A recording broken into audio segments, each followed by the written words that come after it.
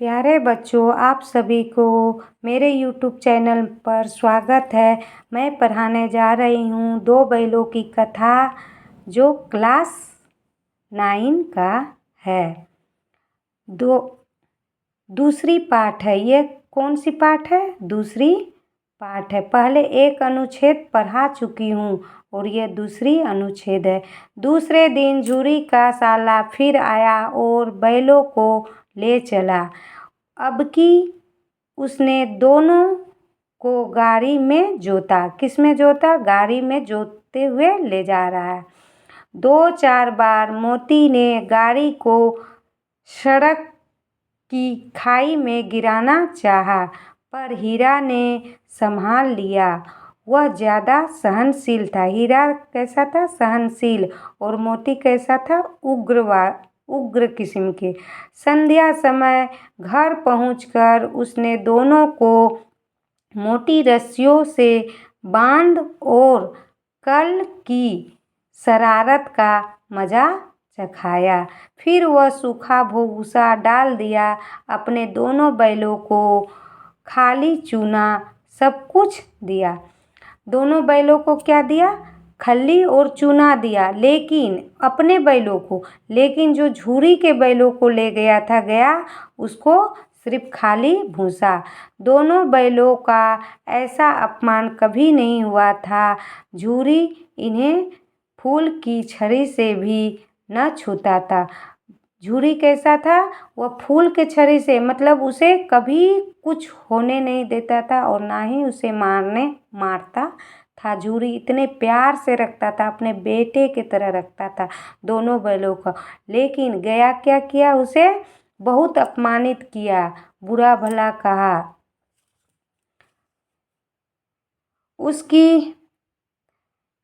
उसकी टिटकार पर दोनों उड़ने लगते थे।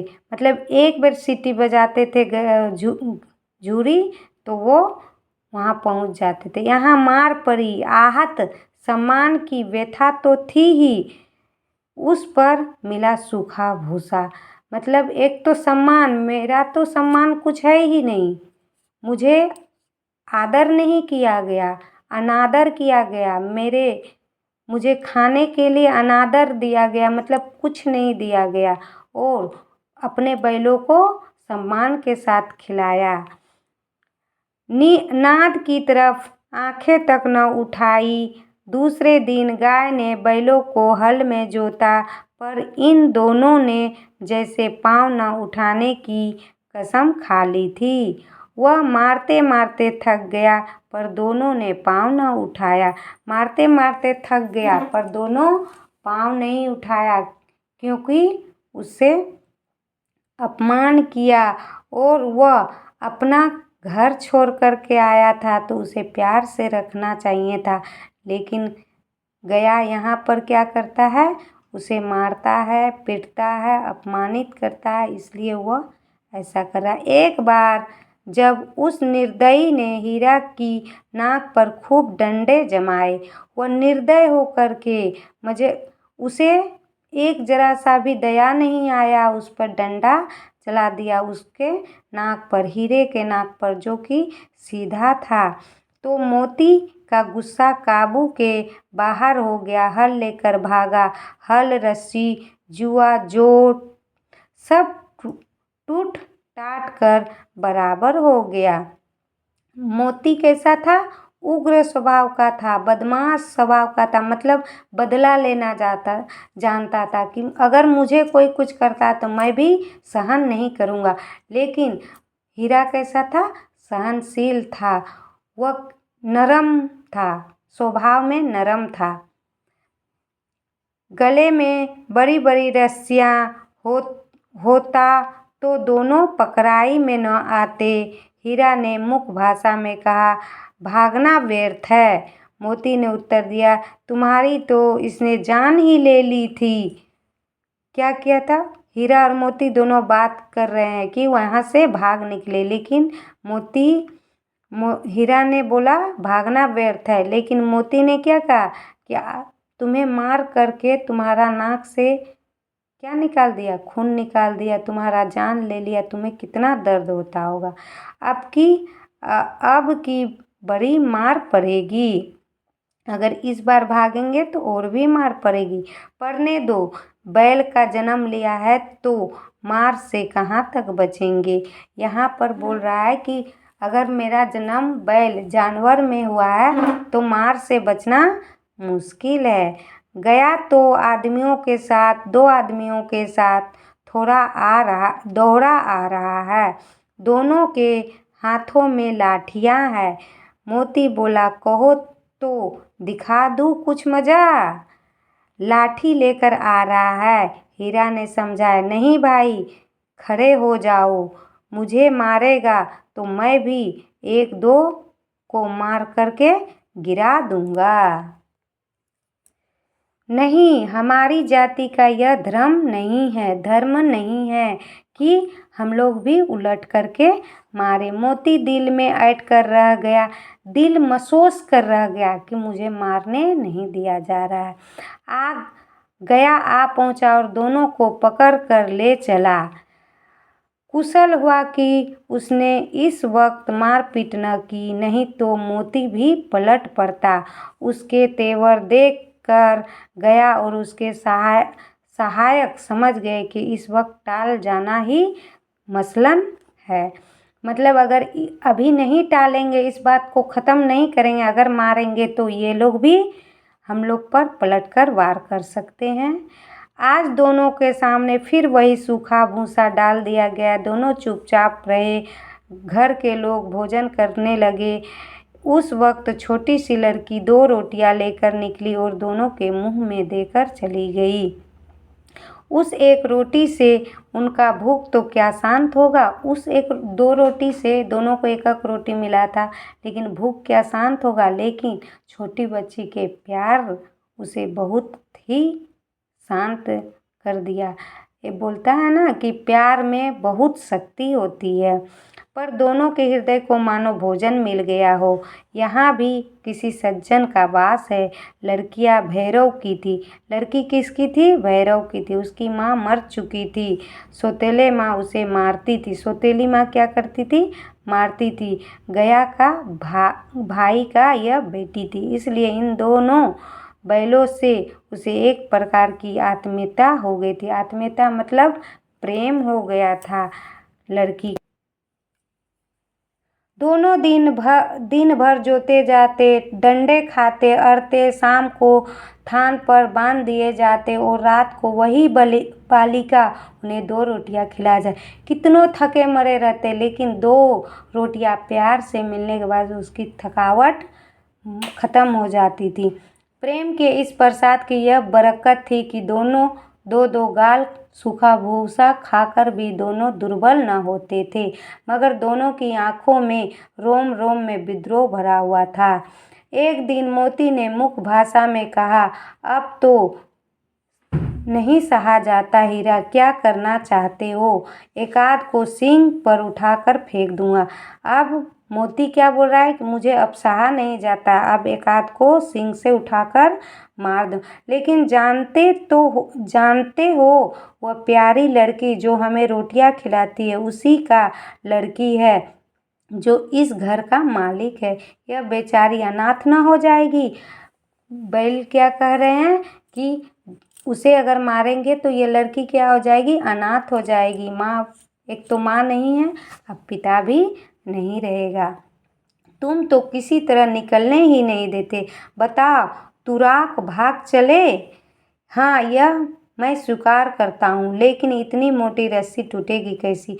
अब तोड़ करके भाग चले, लेकिन इतनी मोटी रस्सी टूटने वाली नहीं है। इसका एक उपाय है, पहले रस्सी को थोड़ा सा चबा लो, फिर झटके से टूट जाएगा।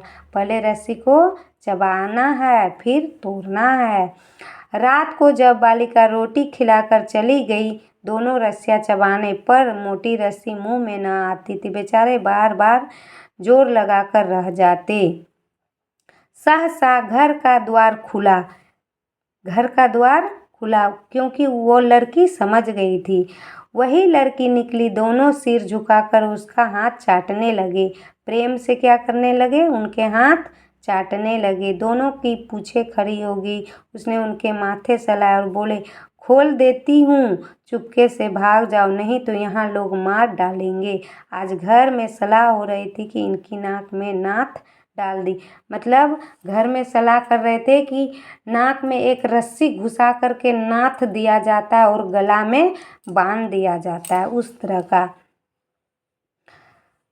उसने ग्राव खोल दिए। वह दोनों चुपके से खड़े रहे, चुपचाप खड़े रहे। मोती ने अपनी भाषा में पूछा, अब चलते क्यों नहीं? हीरा ने कहा, चले तो, लेकिन कल इस अनाथ पर आफत आ जाएगी, क्योंकि अगर जान जाएगा कि इसने खोला है तो इसे बहुत ही मारेगा, पीटेगा, क्योंकि सौतेली माँ जो है।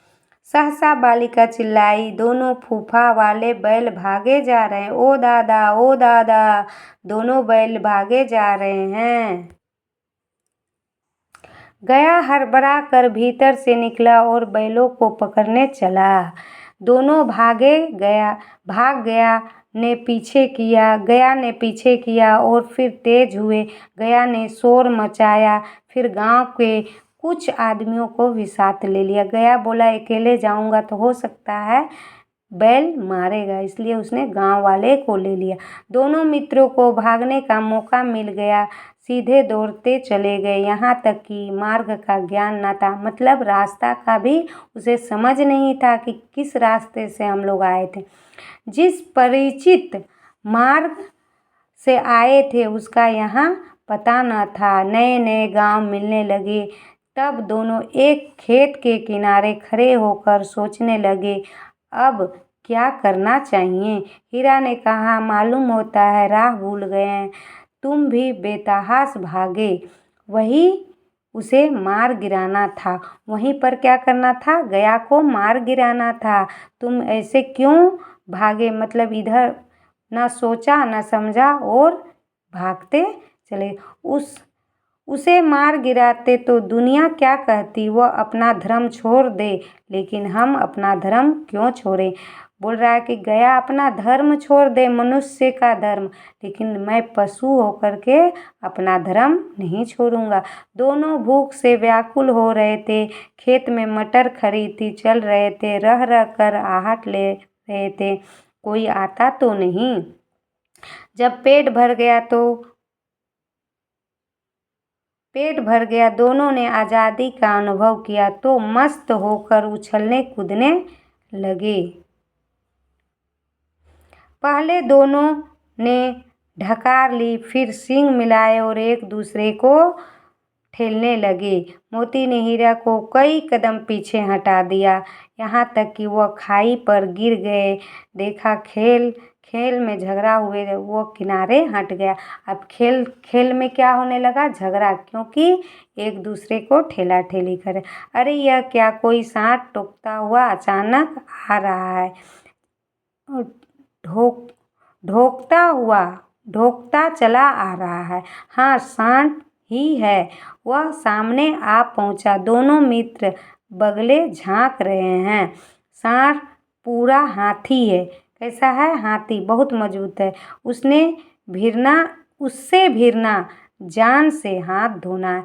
उससे अगर मैं लड़ूंगा तो जान से हाथ धो दूंगा, लेकिन न भिड़ने पर भी जान बचती नजर नहीं आ रही है, इसलिए वह तरफ भी आ रहा है। कितना भयंकर सूरत, कितना भयानक सूरत है यह सांड का।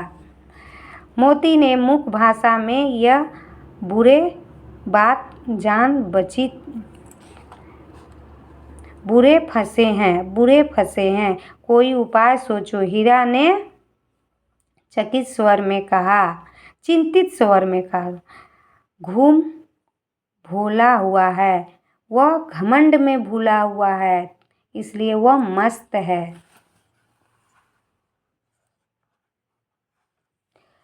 भागना कायरता है। भागना क्या है? कायर है। जो डरता है वही भागता है। तो फिर यही मरो, वंदा तो 9 2 11 होता है। अरे जो दौड़ेगा तो फिर कोई उपाय सोचो जल्द। उपाय यही है कि उस पर दोनों जने एक साथ चोट करेंगे। एक साथ मतलब एक उधर से दाएं से तो एक बाएं से। मैं आगे से रेंगता हूँ, तुम पीछे से रेंगना। दोहरी मार पड़ेगी तो भाग खड़ा होगा। मेरी ओर झपटे तुम, बगल से उसके पेट में सींग घुसेड़ देना।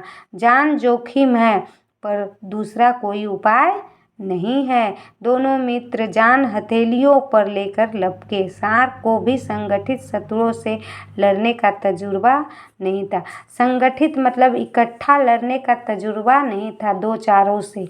एक ही सांड एक ही से लड़ने का उसको आदत था।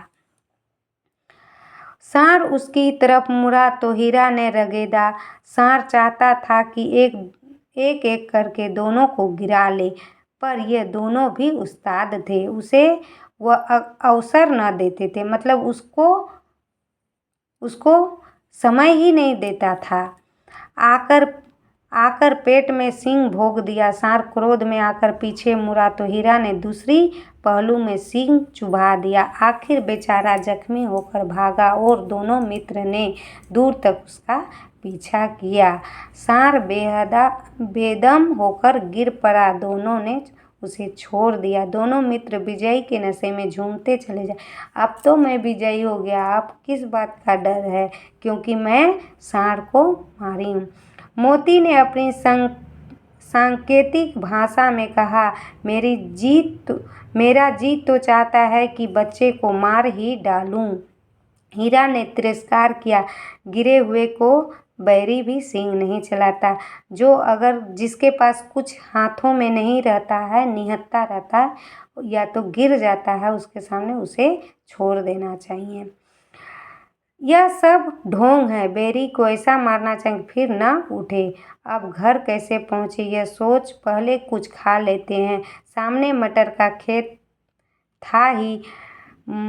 मोती उसमें घुस गया। हीरा मना करता रहा पर एक न सुनी। अभी 2 ही 4 ग्रास खाए थे कि 2 आदमी लाठियां लेकर उधर से ही निकल। खेत में था, उसके खुर कीचड़ में धंसने लगे। न भाग सका, पकड़ लिया। हीरा ने देखा साथी संकट में है तो लौट पड़ा। फंसेंगे तो दोनों फंसेंगे। रखवालों ने उसे भी पकड़ लिया। प्रातःकाल दोनों मित्र काजी होश में बंद कर दिए गए। अब यह चौथा अनुच्छेद है बच्चों। दोनों मित्रों को जीवन में पहली बार ऐसा सबीका पड़ा कि सारा दिन बीत गया और खाने को एक तिनका तक न मिला। समझ में ही न आता था कि यह कैसा स्वामी, यह कैसा व्यक्ति है जो खाने को नहीं दे रहा है। इससे तो गया फिर भी अच्छा था। अब देखिए कि वहाँ से भागा तो अब गया अच्छा था। इसी तरह कहता है कि जिसके पास रहता है मनुष्य न, उसे अच्छा नहीं लगता। यहाँ कई भैंस थे, कई बकरियां, कई घोड़े, गधे, सभी जानवर वहाँ मुर्दे के तरह पड़े हुए थे। कई तो इतने कमजोर हो गए थे, खड़े भी ना हो सकते थे। सारा दिन दोनों मित्र फाटक की ओर टकटकी लगाए कि कुछ भी खाने को मिल जाए। सारे जानवर उसी तरह था, क्योंकि उसे खाना नहीं दिया जाता था। रात को भी जब कुछ भोजन न मिला तो हीरा के दिल में विद्रोह की ज्वाला दहक उठी। मतलब विद्रोह मतलब लड़ने की। मोती से बोला, अब तो नहीं रहा जाता मोती ने सिर लटकाए हुए जवाब दिया, मुझे तो मालूम होता है कि प्राण निकल जाएंगे। कैसे लग रहा है? खाना अगर नहीं मिलता है तो लगता है शरीर में ताकत नहीं। इतनी जल्दी हिम्मत न हारो भाई, यहाँ से भागने का कोई उपाय निकालना चाहिए। आओ दीवार तोड़ डाले, मुझसे तो अब कुछ नहीं होगा। बस इसी बूते पर अकड़ते थे, सारी अकड़ निकल गई। बाड़े की दीवार कच्ची थी। हीरा मजबूत तो था ही, अपने नुकीली सींग गाड़ दिया और जोर मारा तो मिट्टी का चिपका निकल आया। सहसा बढ़ा। इसने दौड़ दौड़ कर दीवार पर चोट की और हर चोट में थोड़ी थोड़ी मिट्टी गिराता चला गया। हर चोट में थोड़ी थोड़ी मिट्टी गिरने पर क्या होगा, वहाँ खाली होगा। उसी समय काजी होश का चौकीदार लालटेन लेकर जानवरों का हाजिरी लेने आ गया, क्योंकि वो देखता था कि कोई जानवर भाग तो नहीं गया, कोई तो मर तो नहीं गया, इसलिए हाजिरी। उजंटपन देखकर उसने कई डंडे रसीद कर दिए, कई डंडे उसे मार दिए, मोटी सी रस्सी से बांध दिया। मोती ने पड़े पड़े कहा, आखिर मार खाई क्या मिला, अपने बूते भर जोर तो मार दिया। ऐसा जोर मारना किस काम की कि और बंधन में पड़ गए। जोर तो मारता ही जाऊंगा, चाहे कितनी ही बंधन पड़ते चले। जान से हाथ धोना पड़ेगा, कुछ परवाह नहीं है। मरना है तो सोचो, दीवार खुद जाती तो कितनी जानें बच जाती। अगर दीवार टूट जाती तो कितनी ही जानें बच जाती। इतने भाई यहाँ बंद है, किसी को देह में जान नहीं है। यही हाल रहा तो सब मर जाएंगे। हाँ, यही बात है, सही बात है कि 2-4 दिन और रहेगा तो सारे जानवर मर जाएंगे, क्योंकि वहाँ पर कुछ नहीं दिया जाता था। मोती ने भी दीवार में उसी जगह सींग मारा, थोड़ी सी मिट्टी गिरी और फिर हिम्मत बढ़ी। फिर दीवार में सींग लगाकर इस तरह जोर लगाया कि मानो प्रतिद्वंदी से लड़ रहा। प्रतिद्वंदी मतलब उसके विरुद्ध जो लड़ता है। आखिर कई घंटों के जोर आजमाइश के बाद ऊपर से लगभग 1 हाथ गिर गया।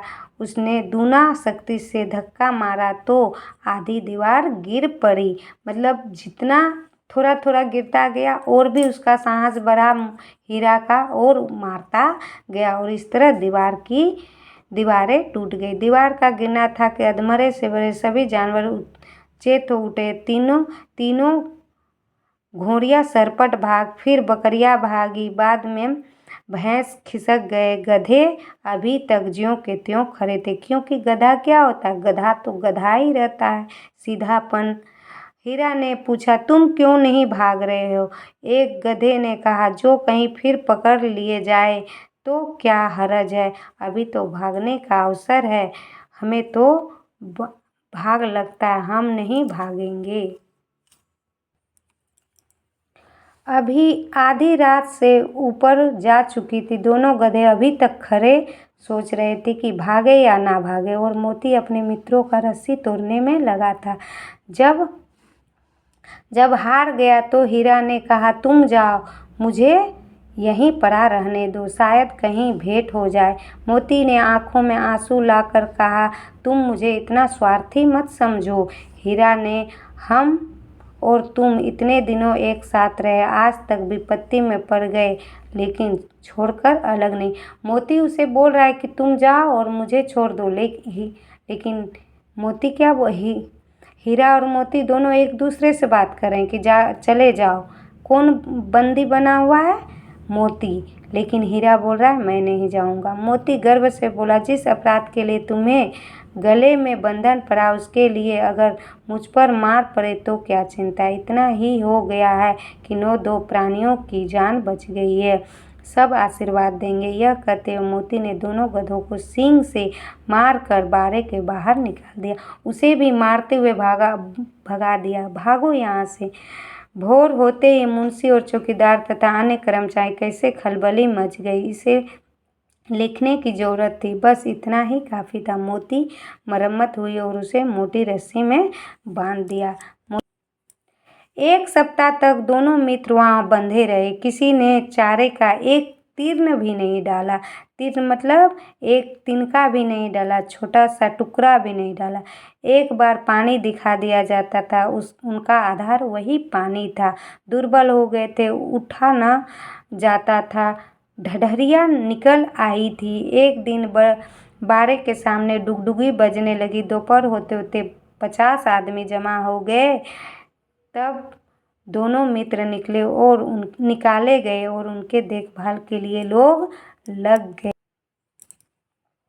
सहसा एक दरियल आदमी, जिसका आंखें लाल थी, मुद्रा अत्यंत कठोर था।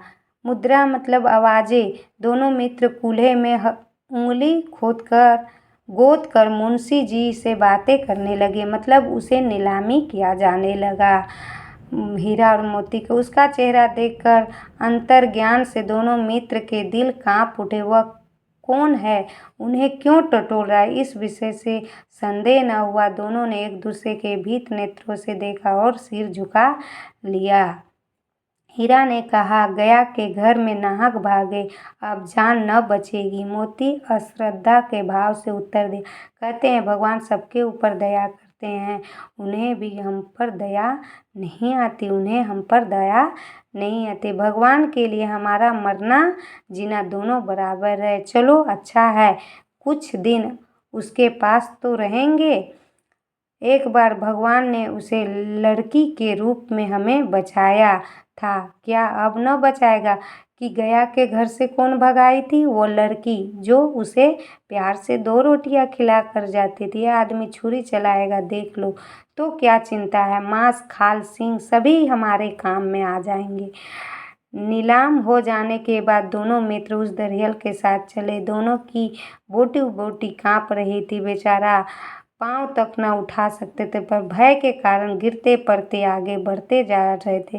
धीमी हो जाने पर जोर से डंडा जमा देता था। भय के कारण उसके चलना पड़ता था, क्योंकि इसे मरने का डर लग रहा था। बहुत मारता था वह दरियल। राह में गया बैलों को एक रेवड़ हरे हरे हार में चरता नजर आया। सभी जानवर प्रसन्न थे, चिकने चबे सब उछल रहे थे, आनंद में थे, किंतु सुखी जीवन था। इस पर वह बोल रहा है कि कितने स्वार्थी है, सब किसी को चिंता नहीं है। उन्हें 2 भाई बंधक बाधिक के हाथों कैसे दुखी है। सहसा दोनों का एक मालूम हुआ कि यह परिचित रहा है, इसे रास्ते से गया उन्हें ले गया। उसे क्या मालूम हुआ कि ये रास्ता ही है जो गया ले गया था, इसी रास्ते से हम गए थे। मिलने लगे, प्रति क्षण उन्होंने लगी, सारी थकान सारी दुर्बलता गायब हो गई, क्योंकि उसे अपनापन लगने लगा।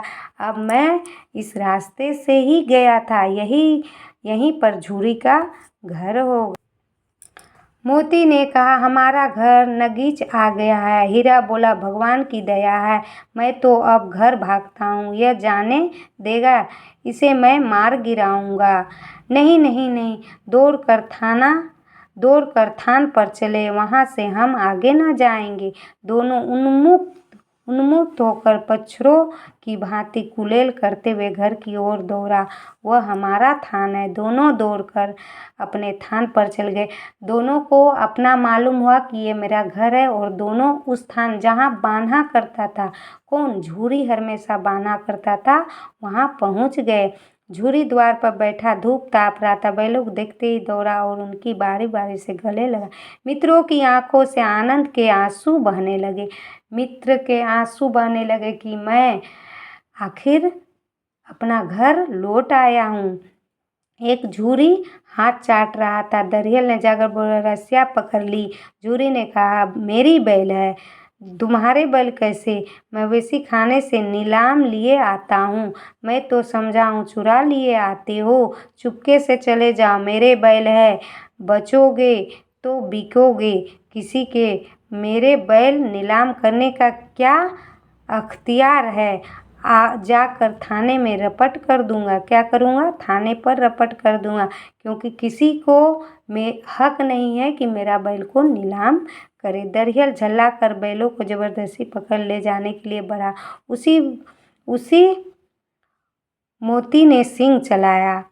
उसी वक्त क्या किया? मोती सिंह चलाया। दरियल पीछे हटा, मोती ने पीछा किया, दरियल भागा।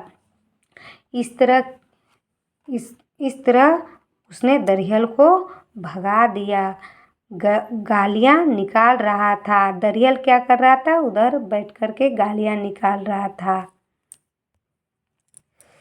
जब दरियल हार कर चला गया तो मोती अकड़ता हुआ लौटा। हीरा ने कहा, मैं डर रहा था कि कहीं तुम गुस्से में आकर मार न डालो। अगर वह मुझे पकड़ता तो मैं बेमारे छोड़ता नहीं। अब सही में ये मोती तो ऐसा करता ही, आएगा तो दूर ही से खबर लूँगा, देखूं कैसे ले जाता है जो गोली मरवा दे। मर जाऊंगा पर उसके काम तो ना आऊँगा। हमारा जान का कोई जान ही नहीं समझता, हमारे जान को कोई जान नहीं समझता, क्योंकि मैं क्या हूँ, जानवर है। जानवर तो वफादार होते हैं, मनुष्य से अधिक वफादार होते हैं, लेकिन मनुष्य जो है वो जानवर को कुछ नहीं समझते। उसे कोई इतना अच्छा रहता है जो उसे प्यार करता है, लेकिन बहुत कोई ऐसा होता है जो प्यार नहीं करता है। आप सभी को दो बैलों की कथा कैसा लगा कमेंट में ज़रूर बताएं। और एक तीसरा पार्ट लाऊंगी दो बैलों कथा की प्रश्न उत्तर।